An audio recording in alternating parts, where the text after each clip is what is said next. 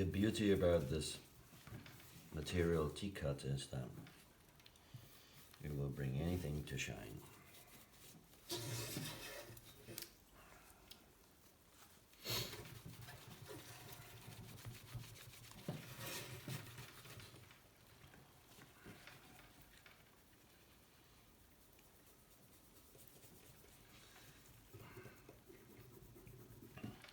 The only thing that you cannot be short of is elbow grease, but check it out. Check it out. Can you see?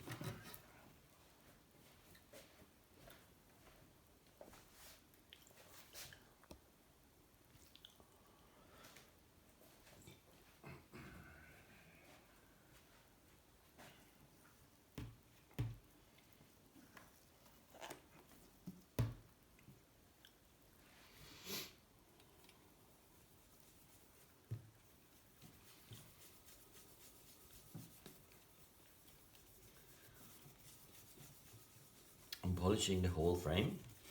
I'm going across absolutely everything there is because I want to apply the least amount of touch-up paint possible.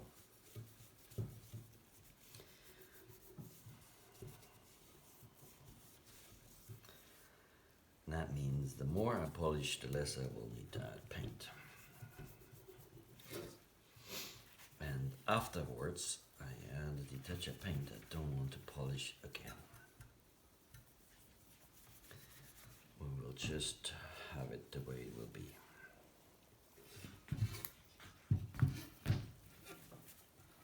I'm not asking for this to look like new.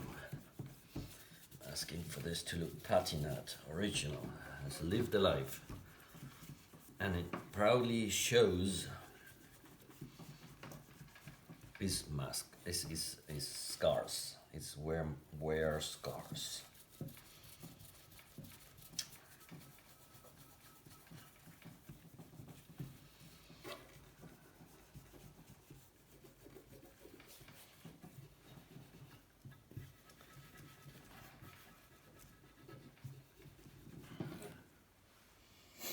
Usually what I do is I will go tube by tube. So let's stay disciplined and keep doing so.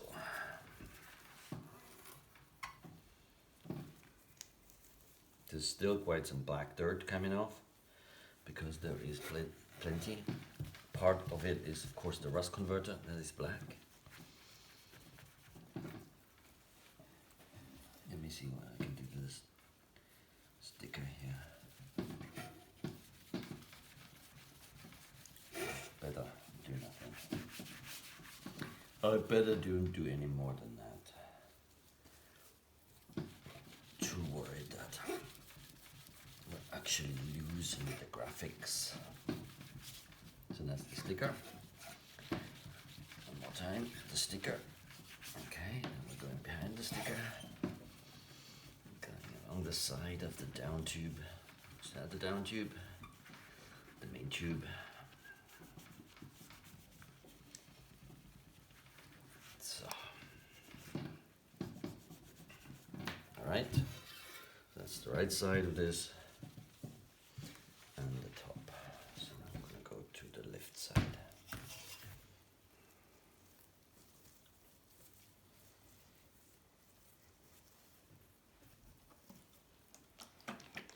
I keep shaking it because it stands around all its life. So I'm guessing that the abrasive particles in there kind of like sit down at the bottom. So it's a good thing to shake them back into an even mixture of elements inside the bottle, so we actually get the best performance of this product.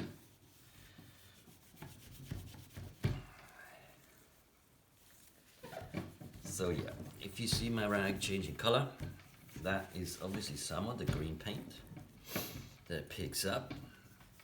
Most of it will be gunge and dirt that sits on top of the paint. It's being put there by the weathers of weather.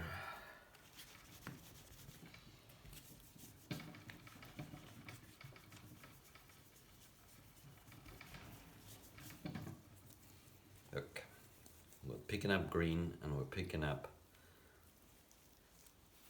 dirt and we're picking up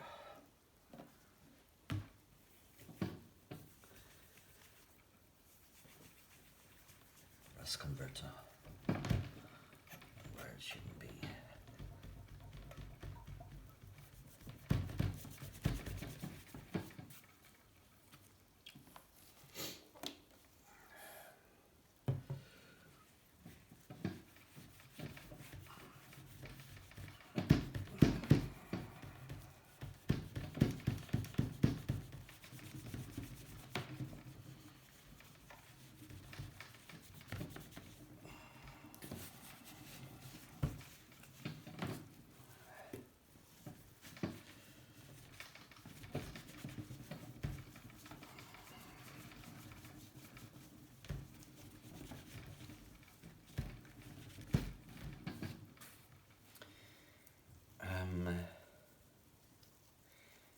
Me personally, I absolutely prefer any form of originality. I mean, why would you want to have a vintage vehicle and then make it look as if it was just manufactured yesterday? Why?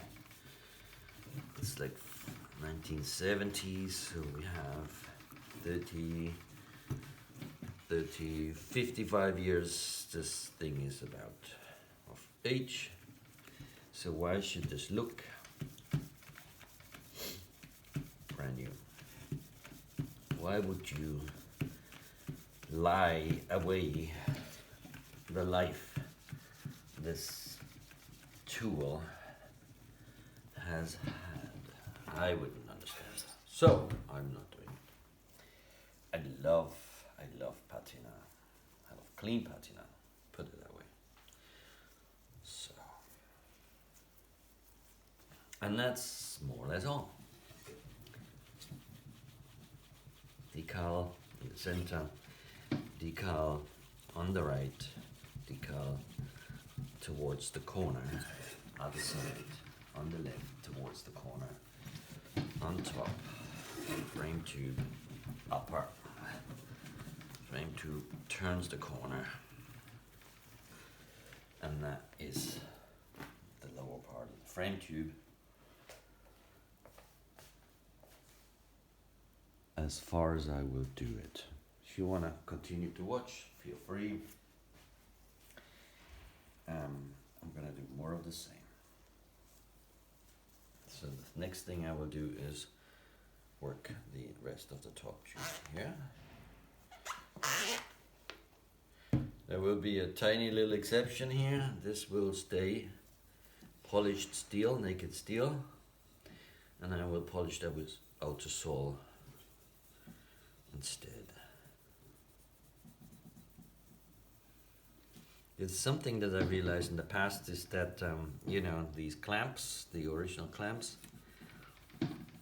they are very dull and silver and non-shiny, but if you polish them with outer sole, they come and bring back an incredible shine, an absolutely unexpected amount of shine. I'll show you as we go along. At the moment, all I'm doing is doing the frame, okay? That's all.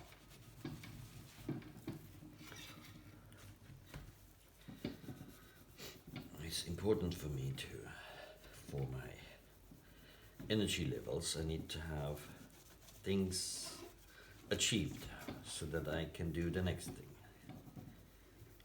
Don't know if you can relate to that. I need a little bit of gratification after a job. So I'm looking at it and thinking, wow, this is nice. Let's do some more.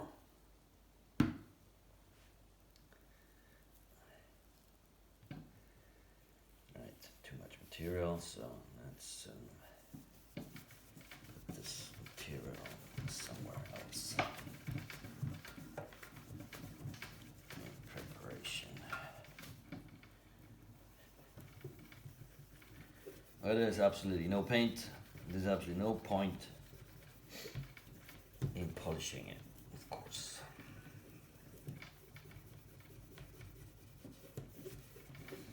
Yeah, we're in agreement.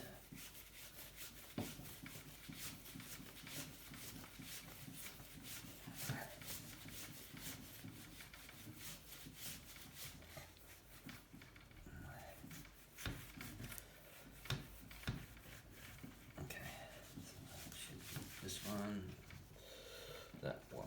So now we go back to where we were. That's in the main tube.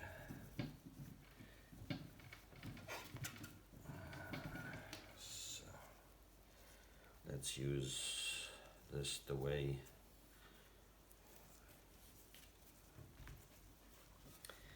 some kind of monkey guy does it. What's his name?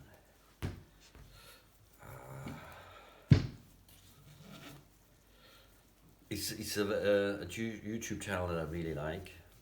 Been watching it a lot years ago already.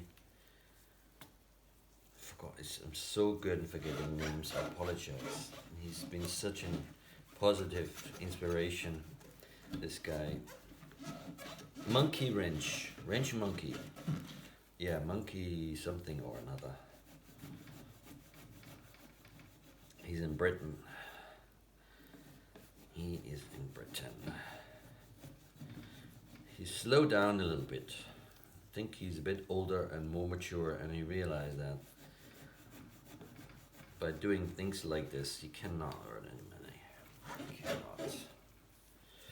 The money is in the high-end things.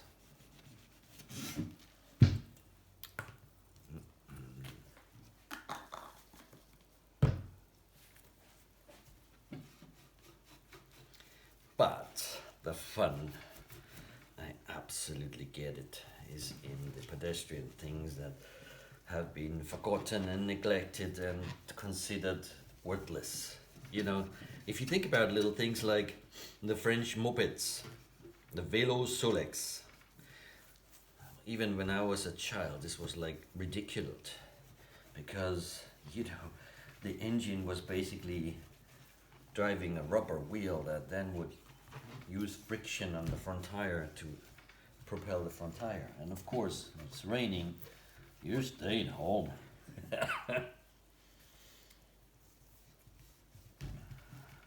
But they're so cute, they're so pedestrian, they're so basic, and really adorable, I think.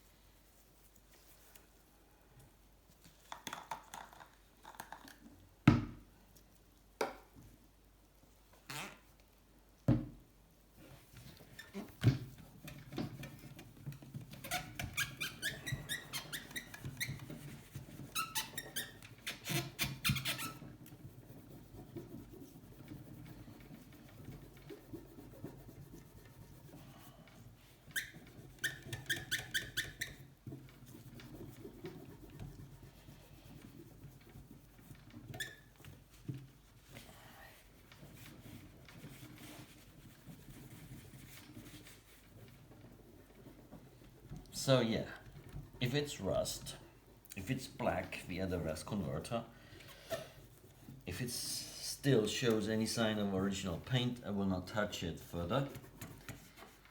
If it's blank or it shows gray primer, I will touch it a little bit with touch-up paint, which is really a difficult one because I don't have access to a proper toy store, to the little enamel shops, you know, like people that make plastic kits. They have the biggest variety of tiny little paint samples. Damn, too much again. Okay, let's go here. And usually you will find exactly the right paint for any bicycle. You find these shops. There's one in Oregon, in Portland. Tammy's Hobbies. I've been going there for the last 30 years. He's got absolutely all kinds of paints, all brands, everything there is. This is the place to go. If I would need to go for one shop, that's where I would go. Been to some good shops in Bangkok, but not for paint. And there's another one in Eugene, in Oregon also, the university town of Eugene. There was one in the place that I was born. It's on the Schwabian Alp. It's called Albstadt Ebingen. Used to be called just Ebingen at the time. And then they kind of formed this community of lots of communities together, which are all summed up under the word of Albstadt, and then it became Albstadt Ebingen, probably after I had left already, because there was nothing much going on there. So if you wanted any functioning business case, you needed to be somewhere else. This is too small. Nice little town. Still like to go back, but it's very, very hard to. I don't know. It's like time has stood still when you go there. Yeah, getting there. This is actually quite nice. Nicely nice.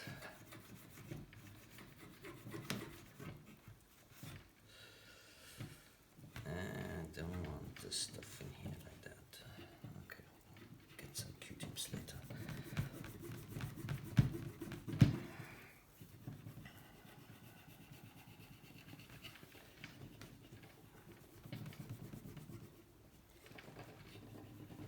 Okay, let's go inside.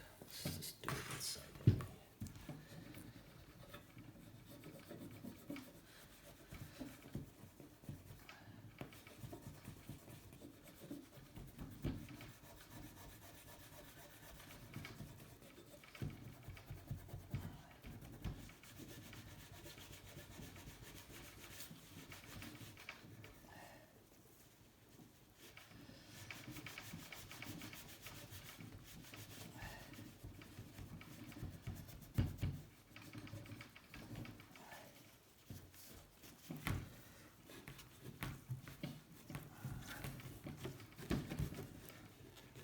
So I think this is the coupling.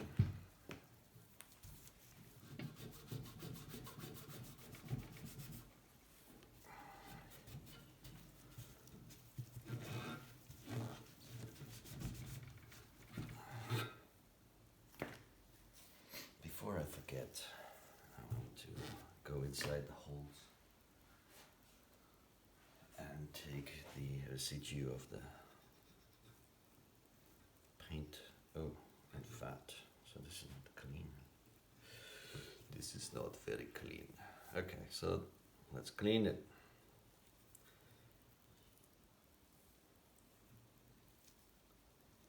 Am I on camera?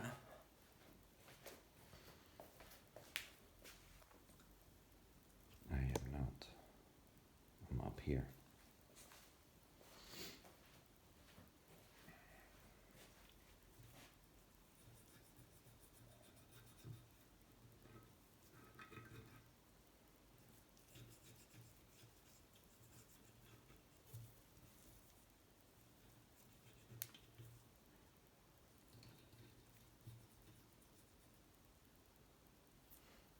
Need some fresh ones.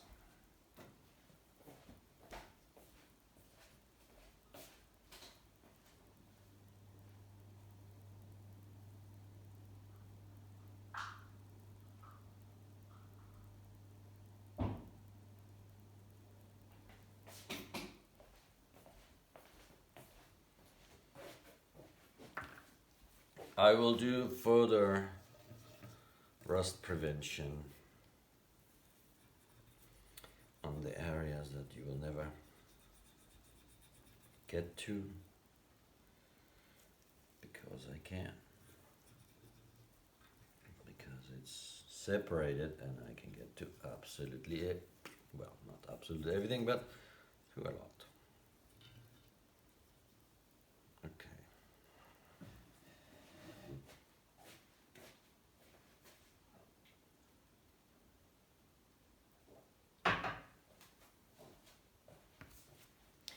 I'm enjoying doing this. As you can hear, I have some serious throat issues.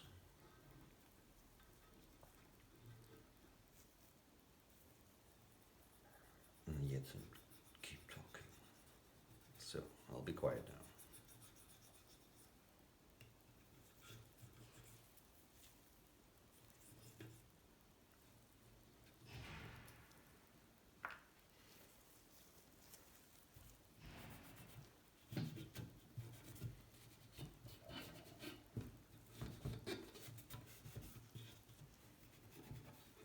Of course, some of the areas will be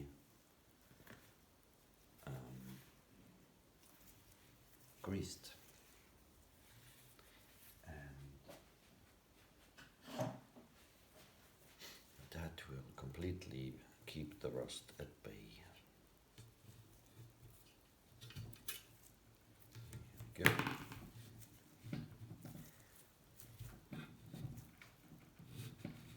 That's better. Okay. Nice and clean that.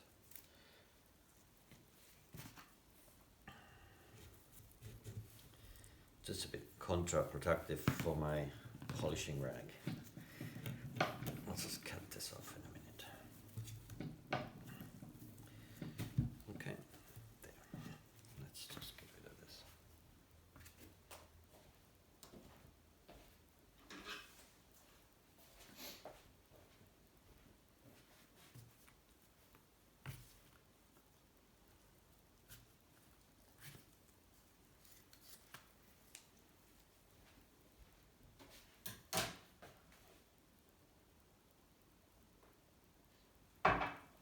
Okay, moving on.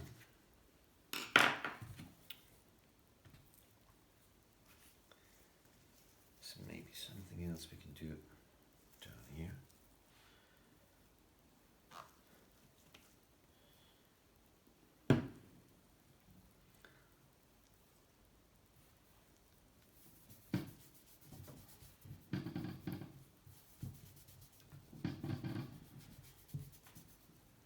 There is not much paint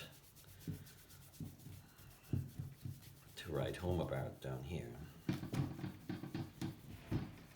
This must be the point where all the water was dripping off whenever this bike was stored outside. So that's the worst.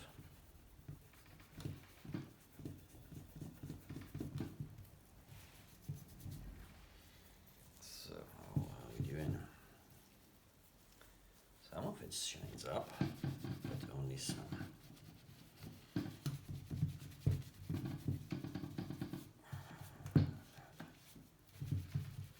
There's always some. It's a funny thing with the eyes. They pick the majority. So if 90% of your bikes are shiny, your bike will be like, your eye will be like, oh, it's a nice bike.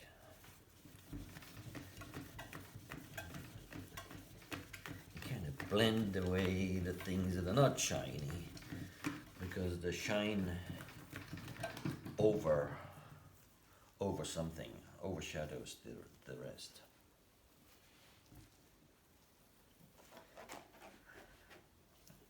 If that makes sense. I'm just blah blah, okay? So take it with a pinch of salt.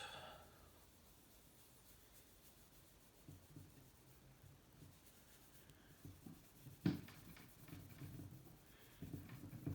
see how much green paint we find here. Quite a lot, as it seems.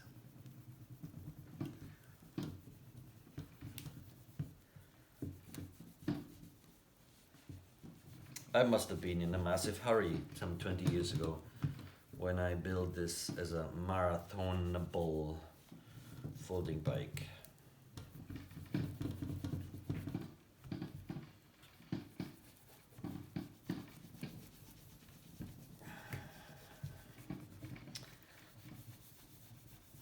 Because I smudged the rust primer absolutely everywhere. I want that number shiny.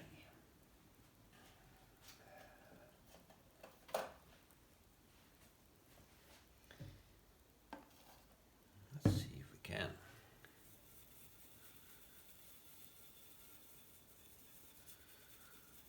Because obviously inside is punched in serial numbers. You can't really get to it, can you? We will do our best to massage out as much paint as we can. Yeah, yeah, yeah, yeah, yeah.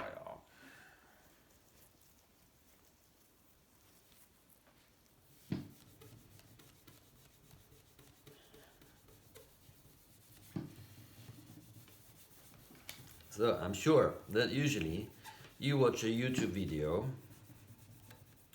somebody polishes a frame, it takes like 3 minutes, okay?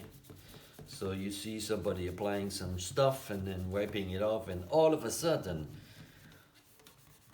the frame is all nice and shiny and looks like on its day number 1. No such thing in reality.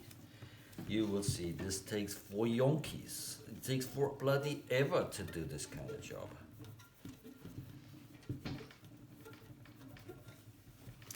So, but we've done now already. That shines up nicely. Let's do a little bit more over there.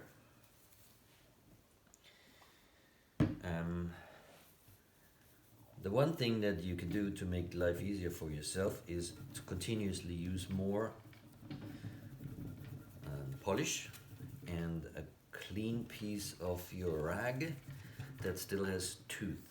I've said this before. You want a piece of cotton garment that is very quality and ideally used, very used, and stood the time and stood the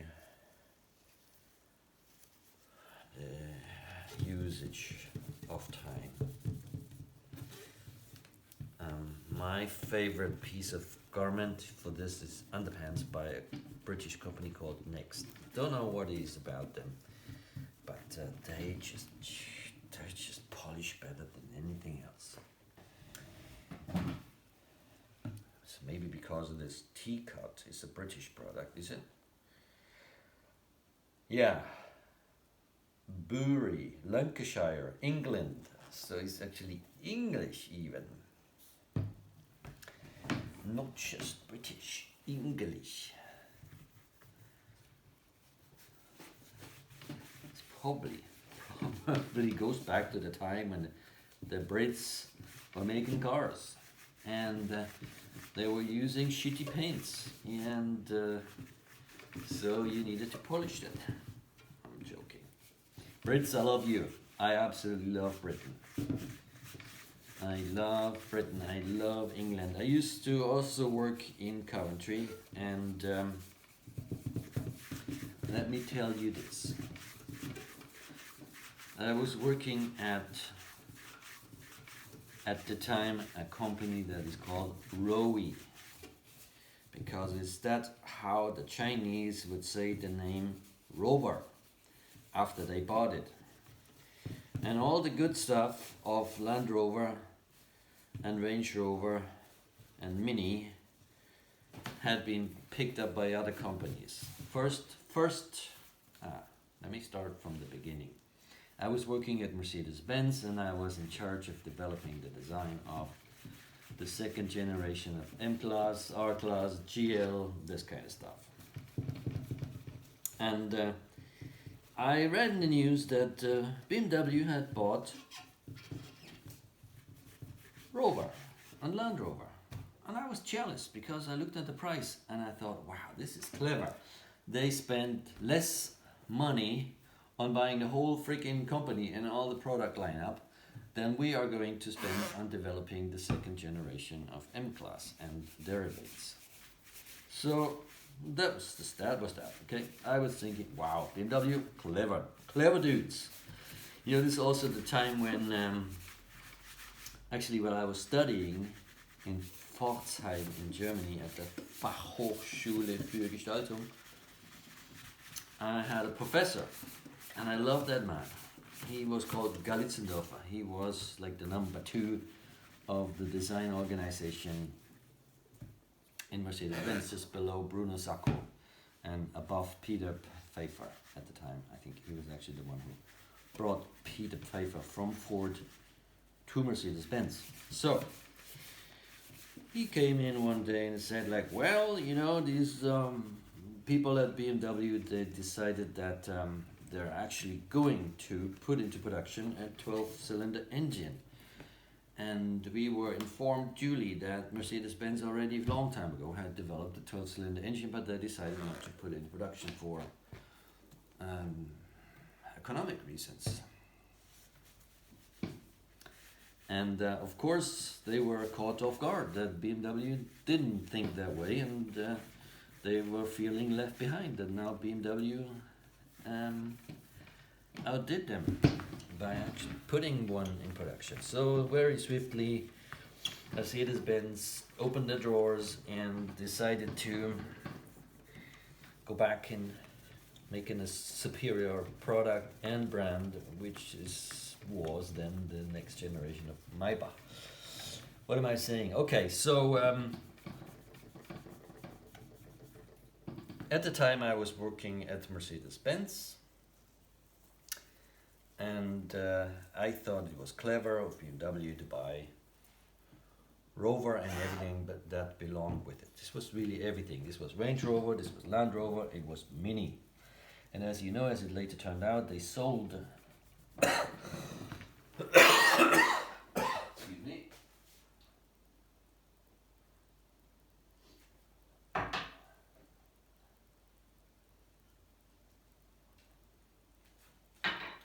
Are we actually still filming? Low battery, not much longer.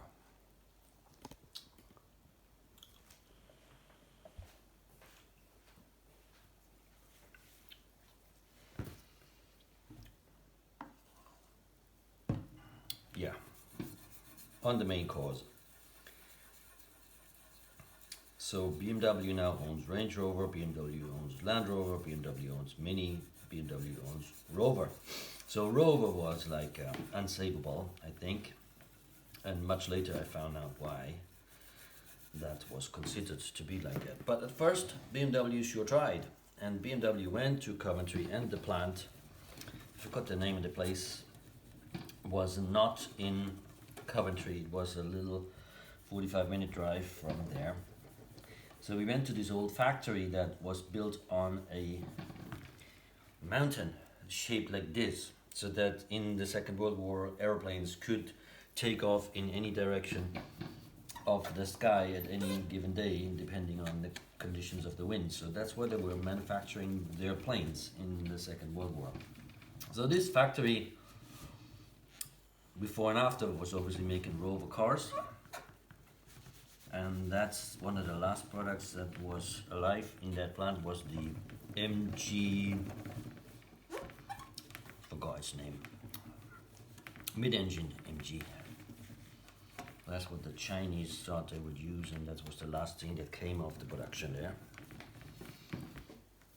But other than that, the factory was in a dreadful stage. A little bit like British plumbing.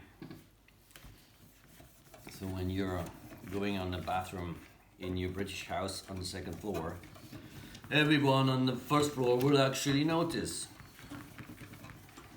So I think what has happened then, that the Germans walked in that Rover situation, and one of the things that I found, I mean, this is then me going there much later, that they built, for example, there was a center for marketing center, and when I entered that building, I said, I'm in Germany, what is this?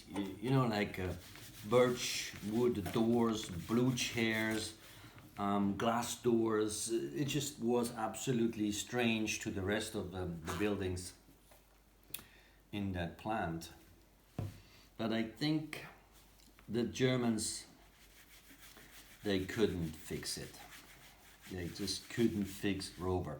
So that's why that was sold to the Chinese, and little did they know what they were buying. But obviously these people that were then governed by these BMW leaders, they had their scars, and so comes me, the German, 10 years later. I couldn't win. I couldn't do anything right. It was hard. And I was the butt of every British joke that they could think of, which was very good for me because I learned this thing that you call British humor is actually fantastic. Well, let you be known, it took a little bit of effort, but I started to really like being there. They started to really like me. We had a great time. I love the Brits, and yeah, that's that. Anyway, so let me just show you before the battery dies of how far we have gone, and what there still is. We have successfully recovered the original paint. We see it's green. In some places it's shiny. So I'll do the rest of this frame.